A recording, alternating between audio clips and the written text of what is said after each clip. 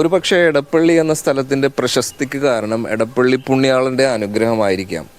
കേരളത്തിൽ മാത്രമല്ല, ലോകം മുഴുവൻ അറിയപ്പെടുന്ന ഒരു തീർത്ഥാടന കേന്ദ്രമാണ് എടപ്പള്ളി പള്ളി. എടപ്പള്ളി പള്ളി നിർമ്മിച്ചിരിക്കുന്ന സ്ഥലം നൂറ്റാണ്ടുകൾക്ക് മുമ്പ് എടപ്പള്ളി രാജാവ് ദാനമായിട്ട് കൊടുത്ത സ്ഥലത്താണ് നിർമ്മിച്ചിരിക്കുന്നതെന്നാണ് പറയപ്പെടുന്നത്. പണ്ട് ഒരു ചെറിയ പള്ളിയായിരുന്നു. ആ പഴയ പള്ളി ഇപ്പോഴും അവിടെ നിലനിൽക്കുന്നുണ്ട്. ഇപ്പോൾ വലിയ പള്ളിയായിട്ട് അത് നിർമ്മിച്ചട്ടോ. അതായത് വിശുദ്ധ ഗീവർഗീസ് പുണ്യാളന്റെ പേരിലാണ് എടപ്പള്ളി പള്ളി അറിയപ്പെടുന്നത്. കുതിരപ്പുറത്തിരുന്ന് കുന്തം കൊണ്ട് ആ ഉഗ്രരൂപിയായ സർപ്പത്തെ നിഗ്രഹിക്കുന്ന വിശുദ്ധന്റെ പേരിൽ ഈ മാസത്തിന്റെ തുടക്കത്തിലാണ് എടപ്പള്ളി തിരുനാൾ വരുന്നത്. എടപ്പള്ളി പെരുന്നാളിന് മറ്റൊരു പേരും കൂടി ഉണ്ട് കേട്ടോ, ഈ കോഴി പെരുന്നാൾ. ഒരു നേർച്ച എന്ന് പറയുന്നത് പൂവൻ കോഴിയെയാണ്. അവിടെ ഇതിന് പിന്നിലുള്ള ഒരു വിശ്വാസം എന്താന്ന് വെച്ചിട്ടുണ്ടെങ്കിൽ, ഈ പാമ്പ് സംബന്ധമായിട്ടുള്ള പേടികൾ ഉണ്ടാവല്ലോ, പാമ്പിനെ കണ്ട് പേടിക്കുക.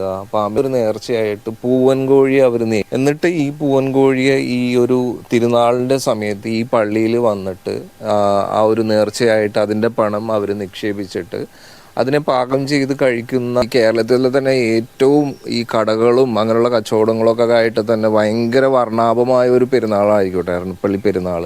ഈ കോഴി പെരുന്നാൾ എന്ന് പറഞ്ഞ സംഭവം ആ ഒരു മെയ് സമയങ്ങളിൽ മാത്രമല്ല കേട്ടോ, അത് മാസങ്ങളോളം ഇങ്ങനെ നീണ്ടു നിൽക്കും. ആൾക്കാർ പല സമയങ്ങളിലായിട്ട് വന്നിട്ട് ഇങ്ങനെ കോഴിനെ പാകം ചെയ്ത് കഴിക്കുക, അങ്ങനെയുള്ളതുണ്ട്. നല്ല രസമുണ്ട്. അപ്പോൾ ഈ പ്രാവശ്യം നിങ്ങൾ അവിടെ പോവുക, ഈ പറയുന്ന കാര്യങ്ങളൊക്കെ എക്സ്പീരിയൻസ് ചെയ്യുക.